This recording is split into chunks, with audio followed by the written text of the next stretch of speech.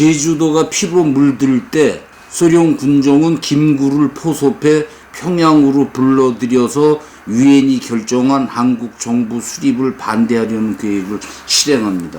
그동안 김일성 직속 간첩 성시백은 이미 김구의 집사 엄항섭하고 김구의 개인 비서를 이미 포섭해 두고 있었습니다. 포섭하기 쉽습니다. 당대 유명한 성시백이 영광 굴비하고 그때 무지 귀한 오렌지 한 상자 건네면서 접근해가지고 돈 찔러주면 포섭 끝나는 겁니다. 김구의 집사가 김구에게 다가가서 주성님, 제가 김일성 측근과 요새 만나는데 김일성은 독립운동 경력이 짧아서 주성님을 대통령으로 모시려고 만반의 준비를 갖추고 있답니다. 김일성에게 남북 총선고를 제의하시면 어떻겠습니까?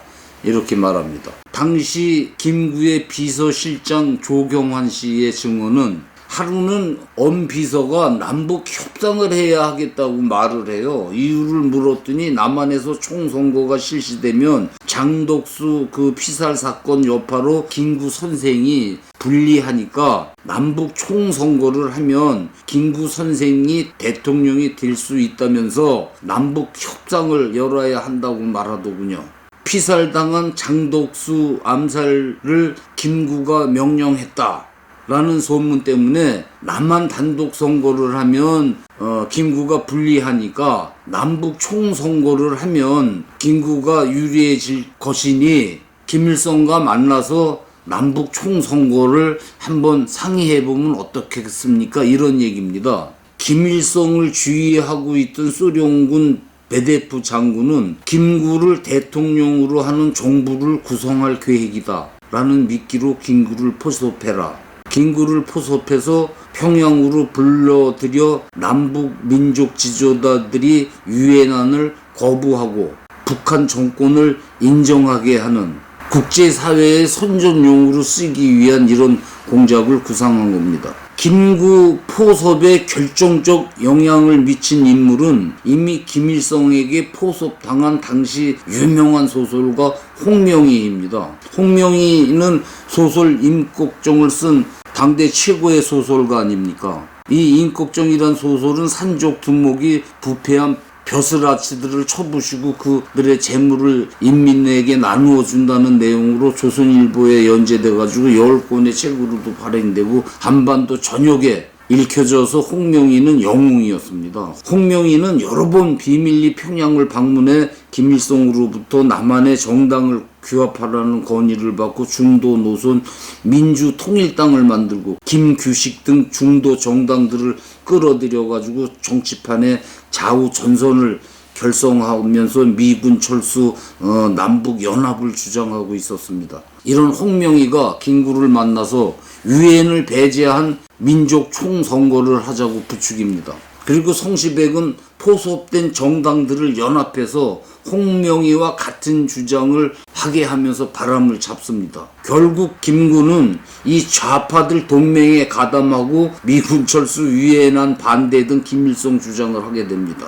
김구는 김규식과 공동명의로 통일정부 수립과 민주정부 건설을 토의하자는 비밀 편지를 급기야 김일성에게 보내게 됩니다. 김일성은 유엔안을 거부하고 남한 단독 선거를 반대하는 소련의 제안을 관철시킬 투쟁 방법을 마련하자는 편지를 김구와 좌익 정당들 지도자들에게 보냅니다.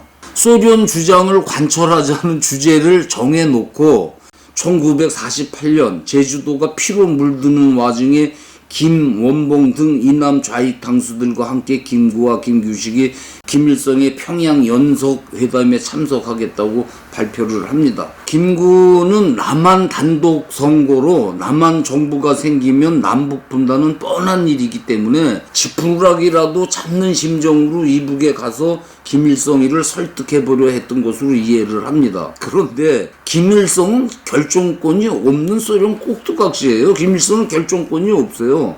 김구는 그걸 간과한 겁니다. 그래서 김구가 이북에 김일성이 회담에 가겠다 그러니까 우익군주들이 연일 경교장에 몰려와가지고 울고불고 방북을 반대하고 시위를 벌입니다. 그 이북에서 내려온 청년들은 김구 자동차 바퀴에 바람을 다 빼놓고, 그러자 이제 성시백은 좌익 문화인들 100여 명에게 김구 방북 지지 성명을 발표하게 하고, 김구는 몰려온 그 방북 반대 군중이 자동차 못 가게 길 위에 눕고 울부짖고 이러니까 경고장 2층 베란다에 올라가서 나는 70 평생 잘하나 못하나 독립운동을 해왔다. 이제 마지막으로 독립운동을 하려는데 왜 길을 막냐. 내가 가려는 것은 바로 나라와 너희들을 위해서 가려는 것이다. 제발 나의 길을 막지 마라. 일갈하십니다. 4월 19일 김구는 시위대를 피해가지고 아들 김신이, 비서 손우진이와 함께 38소 그 표지판에 도착해서 기자회견을 하고 평양으로 올라가 버립니다. 그날 모란봉 극장에서 김일성 사회로 첫날 회의가 개막되고 조선 최고의 춤꾼 최승희 그 무용 공연으로 막을 내립니다. 첫날. 이날 회의에서 문재인 대통령의 그 국군 원조라던 김원봉이가 조국의 긴급한 문제를 해결하기 위해 이 자리에 모인 것은 다 김일성 장군의 공로다. 우리는 완전한 통일을 위해 미군을 쫓아내야 한다는 연설을 합니다. 그리고 김일성이는 남한 단독 선거 유엔 결의 무효, 남한 단독 정부 반대, 외국군 즉시 철수, 자주적 선거에 의한 정부 수립, 이른바 김일성 4대 원칙을 발표합니다. 김일성이 연설하는 동안에 수십 번 박수를 치고 환호를 보내던 이들, 남한에서 올라간 놈들입니다. 아침부터 소주와 고기에 그냥 얼큰하게 처먹고 전용 버스로 회의장에 실려와가지고 박수만 치고, 이남에서 올라온 좌익 대표 200여 명. 이들은 회의가 끝나고 이북에 남아가지고 박헌영이 만든 그 빨치산 훈련소 강동 정치학원에 들어가서 혹독한 훈련을 받고 유격대로 변신해가지고 난파되어서 남한 폭동질에 가담을 합니다.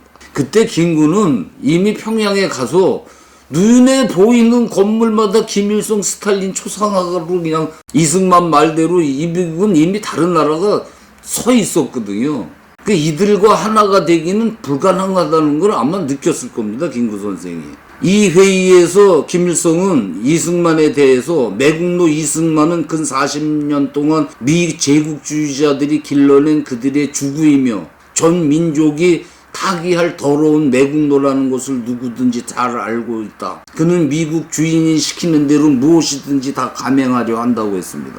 소련 꼭두각시가 이승만도 자기 같은 처지인 걸로 착각한 연설이죠. 지금 진보라는 이 빨갱이들이 그때 김일성이 불던 나발을 그대로 불고 있습니다. 평양 남북 연석회담은 미국을 몰아내고 유엔을 배격하자는 소련 주장을 그대로 발표함으로 회의가 끝납니다. 이북 방송은 연일 김구가 임시정부 옥새를 김일성한테 바치면서 한반도의 정통성은 김일성 장군에게 있다고 충성을 맹세했다고 연일 방송을 합니다. 김구 선생이 김일성에게 자기는 늙었으니 장군님 품에서 여생을 보내는 것이 소원이라고 했다면서, 김구 고향이 이북 아닙니까? 이북 주민들에게 영웅으로 읽히던 김구 선생이 김일성 땅가리가 되는 그 한순간에 그 평생 쌓은 독립운동 실적 이걸로 다 그냥 날아가는 거죠. 소련 군정이 성시백을 통해서 김구를 포섭해서 이북으로 유인해가지고 이 회담에 참석시킨 것은 우선 이북 주민들에게 김일성의 권력을 공고히 하려는 것이고, 아니 김구가 김일성한테 무릎을 꿇었다는데, 그리고 바깥으로는 유엔 결의안에 한반도 국민들이 반대한다는 걸 알릴 목적이었죠. 서울로 돌아온 김구는 남한 단독 선거를 반대한다는 북한과 똑같은 성명을 발표합니다. 이승만은 소련이 진심으로 공정한 해결을 원한다면 먼저 북한에 만들어지는 공산군을 해체하고 그들 손에 있는 무기를 회수하고 유엔 감시로 자유 총선거를 하면 모든 문제가 순조로울 것이다. 그렇지 않고는 우리도 정부를 세워서 너희들만큼의 군대를 만들어 조직한 후에야 협의할 것이다. 는 입장을 냅니다. 이북에서 탈출한 사람들이나 우익 진영은 김구가 애송이 김일성이한테 이용당했다고 그냥 붕괴들을 합니다.